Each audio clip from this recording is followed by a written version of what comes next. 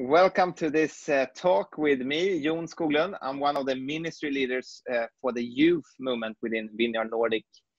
And today I have the privilege to interview and have a talk with Dave and Jenna Child that are with us from South Africa. Welcome. Thank you. Hey, Jon. So good to have you here. And before we start, I'm just going to go and give a short introduction for the listeners. Dave and Jenna has been married for 10 years and lives with their cat Misty in Cape Town, South Africa. They joined Signal Church in 2013 and count the past 7 years being part of this authentic, creative and prophetic community as some of the best, deepest and most meaningful years of their lives. It is their honor and privilege to be part of the leadership team of Signal Church, where they are doing different things such as worship, preaching and prophetic ministry. Dave is director of Atlantis Partners, a real estate and investment company with a vision to build and restore community through investments in urban property developments. More than anything, Dave loves the prophetic and is passionate about seeing people encounter God. Jenna is a performer in musical theater, and she's normally touring with different musicals, both nationally and internationally. But now, due to COVID-19, as we all are in the middle of, she has found herself in a new way of living, like doing practices and stuff online instead of in real life. So we are so much looking forward to this conversation and hope it will inspire you out there who listen and watch this, and it will give you some thoughts and insights to carry on in life. So we're going to dig down and welcome Dave and Jenna. And what's up? Thanks, Jon. We're sending our love from Cape Town. We're in Woodstock, and life's a little bit crazy at the moment. We're into about almost like day 80 of lockdown in South Africa. To say the last few months has been different is probably a little bit of an understatement. But yeah, it's so good to chat with you, Jon. Yeah. And how are you, Jenna? I'm good, thank you. Thank you for having us here today. Yeah. Yeah. Good. And tell us a little bit about what you're doing in life. Sure. Well, lately, trying to cope with being on lockdown. In the beginning, it was quite hard because we were pretty much confined to our homes for 5 weeks. So for us, it was quite different because we normally spend a lot of time with my family and obviously with our friends and community. So to just be alone, us two at home, was quite tough. But things are slowly getting back to normal. Businesses are open. We can. I've seen my parents, so that's been great. Dave's still working, so that's good. I'm not working. No. So life looks a little bit different, and fortunately, with our work in property, we've been able to continue working from home and kind of keep doing what we're doing. But yeah, I think it's been like quite a just like crazy time of actually just being on your own, being isolated, trying to find ways to connect with family and friends and church, and kind of figuring out what life looks like without being able to interact with people. So yeah, it's been quite an experience. Yeah, I mean, as you work with this property investments, do you see any bigger? I mean, increasingly are the needs like increasing now in these times, like for what you're doing, or is it the same, or how does it affect the business you do? Yeah, I think one of the challenges is obviously just with all of the economic realities of what's happening, it affects like every industry differently. So I think the property market is it's kind of untested to kind of figure out what's going to happen when everything goes back to whatever normal is going to look like. So for us, we've been quite fortunate that our projects haven't been in construction, so they've had to stop. We do projects that are involve like quite long planning timelines. So we've been able to carry on doing that that work up to date with like relatively few interruptions, which has been a massive blessing for us. Yeah. So I think we kind of just trying to figure out what's the industry going to look like when when the economy starts kicking back into full swing. So Yeah. I guess nobody really knows at the moment. No, I guess not. It's so different. I mean, where you live as well. And I mean, in Sweden, they have a little bit other strategy than a lot of other countries. And who knows what's right in the end? But you're just gonna go with the flow, or go with the rules and regulations you have where you live. But I mean, in these times, and how does your days look like together? I mean, both are working from home, maybe. I mean, it's a new way of living for a lot of people. How do you find this way of living? Do you want to go? Yeah, it's obviously so different because, I mean, Dave and I are usually very social people. So when I'm not working, so when I am working, it's pretty full time. So I have 8 performances a week. So pretty much my schedule every evening and weekends is full. So when I'm not in a show, our life looks very much like making lots of plans with friends and making the most of time that I have off to spend with family, maybe going away for weekends and things like that. But now, obviously, that all came to a big halt when lockdown started. So it was quite a different thing for us to just be at home, spending more time planning our meals. I feel like we talk about our meals more than we ever have. Yeah. Have you also renovate things like here in Sweden these stores with this construction things, they were overloaded with people. Yeah, well, I think before the lockdown happened, I also heard of like nurseries and like those kind of hardware stores. People were just panic buying things to do on their property. We actually haven't done any of that, but we definitely improved on our cooking skills and just taking time. It's just the two of us. I've like thrown myself into a few online courses, which has been really amazing just to have the time. So I'm doing a short course in financial management at the moment for business side, and then I've been doing like 1 or 2 other online theology courses that I've actually signed up for like over the years that I've kind of just put them away. So that's been cool. I've done a lot of baking and cooking, and I think any favorite recipes? I'll send you the world's best choc chip recipe that I've discovered. Okay, that's good. It's amazing. So that's good. That's been fun.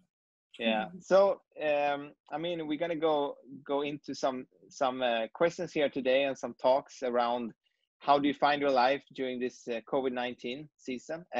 But before that, I think maybe it's good to hear a little bit about your background, both of you, like separately, but then also together, from when you get married. Where do you come from? And share. Yeah, so it's quite funny that we were going to be coming to summer camp with you guys, because we actually met on a summer camp in 2007. I was 24, Jenna was 19. So we met and kind of got to know each other, and 3 years later ended up getting married. So we've been married for 10 years. And I've been involved from a work side with property since I finished my studies in 2006. So that's kind of been my training, and my passion's always been around the church, around the prophetic, around what God's doing. And I think for me, what's been really exciting over the last 7 years being part of Signal is that we've been part of a community that's no one has actually been working for the church or employed by the church. So we've all been kind of pursuing business or creativity or just, living life. But then, we're all in this community together, pursuing what it looks like to follow after God, to create something that's an authentic expression of faith. I think like the average age of our church is probably around between 30, 35 and 40. So it's quite exciting to be kind of feeling like we're carving out our own path. So for me, that's kind of where my dreams and my passions lie in terms of leading that and shaping that and being part of like being best friends with the people that we're doing life with and doing church and ministry with. So that's good. And Jenna? Background. I mean, as Dave said, we met in 2007 on summer camp. Before that, before I moved to Cape Town, I'd been living in Somerset West, which is a smaller town about half an hour drive away from where we live now. That's where my parents still live now. We spend a lot of time out there with them. Grew up in Somerset West and always been, I started dancing when I was 5. So I've always been into the arts and wanted to be in shows, musical theatre. And in 2007, I started my formal training, which coincides to when I met Dave. I was lucky enough to secure a professional contract my first year out of college. So since 2010, I've performed in a bunch of different musicals, and I've got to travel the world, and it's been really, really cool. I was recently on a tour with Chicago, the musical, and we toured to China, actually. So I was in China just before this all happened. I actually got back in January of this year. So, and we went to Germany and New Zealand, and I was looking forward to coming to Sweden this summer to meet you guys. But and we were looking forward to have you here. It's going to be empty without the camp. Well. You guys have such great summers. The sun like stays up forever. It just like doesn't seem to go down. Yeah, and the weather is. I mean, it's always. It's so good at summer camp every year. I think, at least as when I've been there, it's always been sunny. Maybe 1 or 2 days maximum with the rain. So it's good. So. We were talking a little bit about it before, but how do you find life now during COVID-19? Like, maybe like we talked about before this meeting as well, like a lot of, dreams, maybe plans, promises and things that you were maybe longing for to see happen, both in your life, but in church. How has that been to have this kind of unplanned pause in the middle of everything? Sure. I think for me, obviously, like for this year specifically, just actually thinking back to last time I was in summer camp with you guys, it was such a profound week for me, and just felt like I made these relationships with people that felt deeper than just a week. So when I left there, I was joking with our friends Greg and Chris Haliestig, saying like, we'll be back soon, we'll be back next year. But in the back of my mind thinking like, no, I don't know if I'll ever see these people again. and then you guys contacted us and said, hey, come over. And I was like, wow, this feels like too good to be true. Like we're going to be back like the next year. And so that was like a dream for me. And I think like with what's happened, it's been like, a real disappointment in one sense, just being like, wow, like what an opportunity, and now it just seems like everything's just like come to a halt. So I think for me that's I think trying to like wrestle with disappointment and live in the tension of wow, I'm actually like, this is really like something that I feel like it's a big loss. And we've been listening to some podcasts, and one of the things someone said is like, we're just surrounded by all these like significant losses. And if we don't take the time to grieve and actually allow ourselves to actually mourn those things, we can't get through to a point of hope that's actually authentic and rooted in reality. So I think it's like the mixture of actually like facing the loss and facing the grief, but also finding hope and and how do you find this hope and peace in this time? I think speaking for myself, one of the things that was really helpful for me was I think it was just around Easter time, which was probably like just a couple of weeks into the initial lockdown. I read this really amazing piece by this guy called Andy Crouch, and I just want to pull it up on my phone here quickly. He said something that really helped me around Easter, and he said Easter's a time of vision and hope, but it's also a time of great grieving. And he said, grief and loss go together in Christian faith with vision and hope in a singular way, because they are the story of the cross and the resurrection. There's no greater grief than Calvary, the crucifixion of the very Son of God by the ones he came to save. But there's no greater hope than Easter.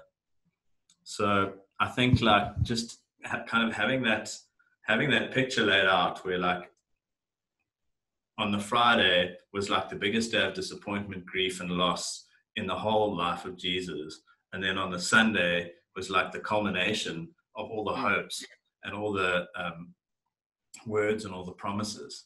So I think like just having that tension of actually knowing that in Easter weekend, we move from grief and loss on the one hand to hope and promises on the other hand. And it all comes together in Jesus. So I think for me, that was like a really helpful lens to kind of think some of the stuff through. Maybe also, I think to let this time, as you say, of grief and maybe disappointment, let it come and let it be there, but also see in this time we learn something about maybe in the future needing times where we also pause our lives. I think it's so easy to find this way of living that you want this constantly, you know, hype moments or constantly fun moments in life, but also like finding a balance of like going back sometimes, and then you to be able to push forward more, because what I see in these times, a lot of positive things are happening because people are forced to do something else, forced to have more time for other things, and then new ideas comes. So I think that's some really important things there. And I mean, I guess there are a lot of like anxious people out there maybe to still struggle with this, and how to, I mean, some people are more locked down than others, but what would you say to them? I mean, you have this good verse here, but what would you like recommend people to do if they have this hard time still? Well, I think this is one of the first times ever where like literally the whole world is going through the same thing in a way. So I think like it's very easy to feel like very isolated and alone when you have a lot of anxiety and you know, when you have those like really hard feelings, but actually everyone's kind of going through the same thing. So I would say like you're not alone, which is, you know, sometimes people go through really hard things and they feel like no one can relate to what's happening, but strangely, like I think we can relate to the whole world more than ever before, in a way, in some kind of way. Our friend Graham said this beautiful phrase when we were talking about this, and he said, "We're at the moment we're all in the same we're all in the same storm, but we're just in different boats." And I thought that was a beautiful picture of just actually, you know, like Jesus was on the water in the storm. And there probably were a whole lot of other boats around there. And in that story, he comes and he brings peace. So I think practically for a lot of us, I think like going back to your point, I think what many of us try and do is when we face grief or anxiety or fear or loss, we try and almost just distract ourselves from it. We get busy or whatever. And I read something by Chris Vallotton a few weeks ago, and he said, the only way out is deeper in. And I thought, wow, it just like hit me. And I think like to your point, it's like, I think there's an invitation for us where God is inviting us deeper in. And for many of us, like it's really difficult to be stuck alone with your own thoughts and your own issues and your fears. But I think there's an invitation from God to actually inviting us to almost like blowing off all of our coping mechanisms, blowing off all of our defenses and exposing what's going on in the heart. I think that's so beautiful, because the kingdom of God is always a matter of the heart. And God's always after people whose hearts are yielded to him. He's always after people whose hearts are just totally surrendered to him. So I think there's an opportunity in the midst of that to actually see, God is after our hearts. And there's a whole lot of like craziness going on around us, but actually if we allow him to actually do work in our heart, there's going to be fruit of the season that's going to last for the rest of our lives. Yeah. And I think like we, as what we do, I do, and my wife and the leaders, like when we work with the young people, like I think this time is very challenging in many ways, but also really good, because today, with social media and everything is instant, and you're supposed to be everywhere. You're supposed to, do all the nice stuff, but now you can actually relax for real, because there is nothing to actually to be supposed to go to. I mean, soon it start to open up, but I mean, it's been some weeks and months where you really hadn't have anything else to do than being home and watch your class online and do your exams online. And I think it's a good training to see that life, it's important with life balance, and people that are struggling with, self-image and, all this stuff can get a pulse. To not needing to perform all the time. I think one of the things we were chatting about on one of our online Sunday meetings a few weeks ago was how, like, our world and our societies in the Western world, we're so fixated on like getting to the destination, on outcomes. And I think part of just this period of like pausing and everything almost coming to a stop is like actually a beautiful reminder of that God is also as interested in the outcome as he is in the process. And we're saying that often our hope is linked to an outcome, but actually in our faith, our hope is linked to a person, in Jesus. So he's the one who is going to lead us. And so I think if, it brings us to a place where we actually realize, no, like our hope doesn't have to be rooted in this outcome. Our hope that for 2020 doesn't have to be linked to me going to summer camp and, all of these things that I'd like put my hopes in. But actually our hope is in him. And I think that learning to walk out that process with him and knowing that he's still the one who works all things together for our good. I think there's a deepening of our understanding of who God is to us. Yeah, I think that's so good. And I also listened to Alan Scott from Anaheim Vineyard the other week, and he said this, I think it was an interview with a pastor here in Vineyard Nordic about how their church had transferred. I mean, if their goal was to be to change the church to be outward focused towards the city, it will take a certain time of years to actually make this shift. But because of Corona, you could make this shift in one day. From the one day inside the church, you had to move out of the church to be for the city, and you had no choice. And now when they have done that, they have seen, so many new ministries coming up that actually serving the city, serving the poor, serving, all kinds of needs in the city. And it's kind of changed the whole church so radically.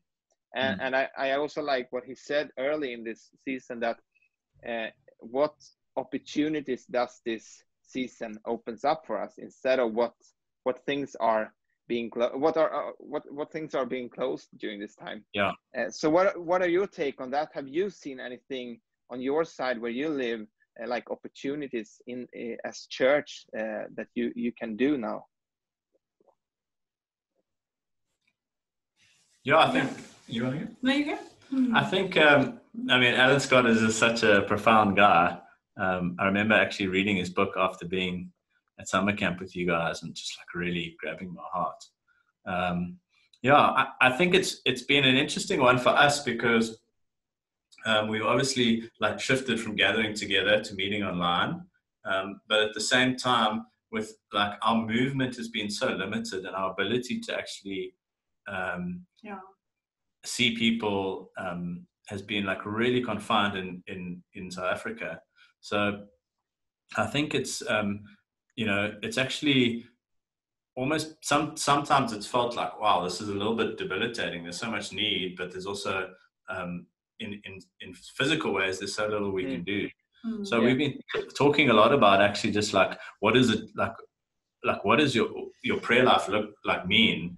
And I think there's an element where, many of us have lived our lives where you just kind of like, oh, I'll pray for you, I'll do that.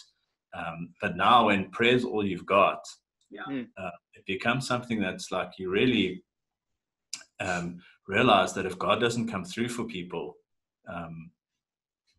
you're not going to see something change. So I think it's really, for us, kind of just shifted the focus into actually the importance of like seeking God's face and being people of prayer and being, actually putting our faith in God's ability to actually do something in situations that are way beyond our control. Yeah. And in maybe more the daily situations that, as you say, you can't gather, you can't do so much now due to the shutdown. But how can he use me as a individual person where I am even more, and to learn to, I mean, for me it has been a lot about finding myself and how he can use me through where I am every day. Not through the ministry that we do, but through my life where I am, and through my prayer life, of course. Like, how can that be deepened during this time? So it's actually lasting afterwards when I'm able to go out and do all things. And it's also been, I found, like especially when we were in such hard lockdown and you weren't able to see people that you would normally see or connect, physically. I found myself having so much time to actually reach out to so many people that I haven't spoken to in a long time, or having more time to be able to engage and connect with people, via text message or video call, and actually just like invest in people like one-on-one, which I think sometimes that gets like, you don't have enough time to do that because you're so busy going from, even just on a Sunday church gathering, you're never able to always talk to everybody or connect in a very meaningful way. Your week is so busy with work and things. So this time I found has been really cool with that, just to actually set aside 20 minutes to chat on a video call, or, check in every few days, because you have the space in your mind and your in time to do that. I found that too in the beginning there. I mean, I realized that why don't we do this more often? Just when you're cooking your dinner, why don't you call someone? I mean, me and Lina, we had several talks with friends while cooking. We were cooking, they were cooking, and we just chat for 15-20 minutes, and then sometimes I remember one time we had the whole breakfast with a friend, and it's so good. It's just on FaceTime, and it's casual, and you share life. You would never do that in real in normal pre-corona time, but maybe post-corona we will still do it, I hope. I mean, we've spoken to, like, I've got family who live in America. I've got family who live in Johannesburg, which is like a 2-hour flight away, and we've spoken to them more over the last past 3 months than we would normally do. We'd normally phone them maybe like once a month or something like that, but now it's like almost weekly that we get to see them on video and chat and just share life. And I think there's also just one last thing. There's been like some really amazing testimonies coming through from like a whole lot of people in our church about God just doing some incredible things. I know we've got some friends, Josh and Teresa. They've been looking to sell a property of theirs for so long, and just like through a whole lot of events, they and was actually inspired by a dream that Mandy, a lady in our church, had for Josh, and gave it to him. And then, like within a few days, after 2 or 3 sales falling through their household. Amazing. So I think there's also an opportunity for us to also realize that, there's something about being people who live with the impossibilities of God being able to break through. in these situations. And we've got a few prophetic people that we're in contact with, and just hearing stories of like God speaking into people's lives and like just totally breaking off stuff, and where their minds are just like totally overwhelmed, and God is bringing in life. So I think there's like such a reality of God calling us to be people who change the narrative and like bring in this lens of life and hope and what God is wanting to do. Yeah, I think there are many dreams actually being birthed during this time. And because I mean, God is always speaking to us. And what I realized when we take the time to listen, then we actually, have you tried to tell me this for so long? And now I listen. Yeah. I think that's really good learning, I would say. And it's so encouraging to hear your stories, and that actually God is showing up in homes. I mean, it's good. Do you have anything else to say before we kind of end this conversation for now, and perhaps continue on next year's summer camp maybe? That's so good. Yeah, I think maybe just want to share like one verse from John 20, something that's like really been speaking to me, and it's the situation where the disciples are in the upper room just after Jesus has been crucified. And it says this in John 20:19, it says, of the evening of that day, the first day of the week, the doors being locked where the disciples were for fear of the Jews, Jesus came and stood among them and said to them, peace be with you.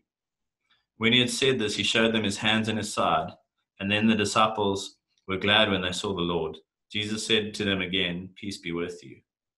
And that verse has just spoken so much to me in the last while, because just realized, like, in that moment, the disciples had locked themselves in this room because of their fear. And it just says, Jesus came and stood among them and said, peace be with you. And, I think there's so many people who just in the situation in our houses and everything that's going on, it's almost like we can feel crippled by our fear.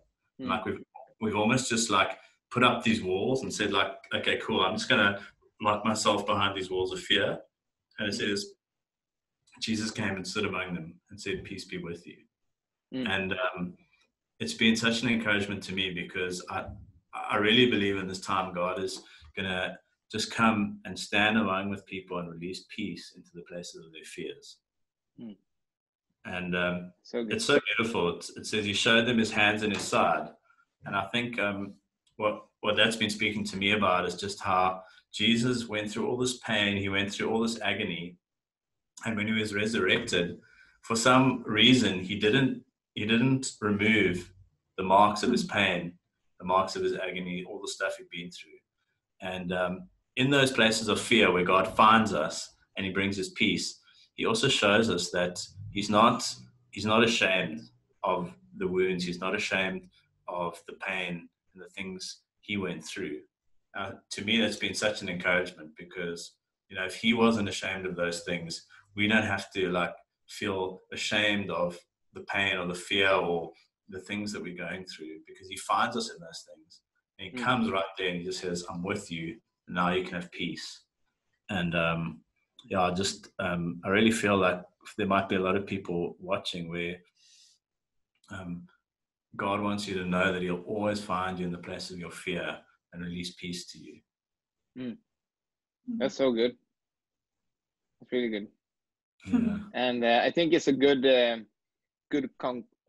conclusion end to this talk, that how can we find peace? How can we, in the midst of this, actually let us grieve, but also see that God is there taking all this and moves us forward into next season. So thank you so much for taking the time again, being with us. And I hope personally, and I think everyone else, hoping to see you next year on summer camp. That would be great if that's possible. Yes. Or another time. Or come to, we'd love to have you in Cape Town when our borders open up again, and Yeah, especially That would be in great. summer when it's your winter. Escape Yes, the dark and the cold and come hang out. That'll be so awesome. that would be so good. So thank you, Dave and Jenna, and just wish you all the best and blessings to you, and see you soon again. Yeah. Thank you. Thanks, Jan. Bless Bye. you guys, man.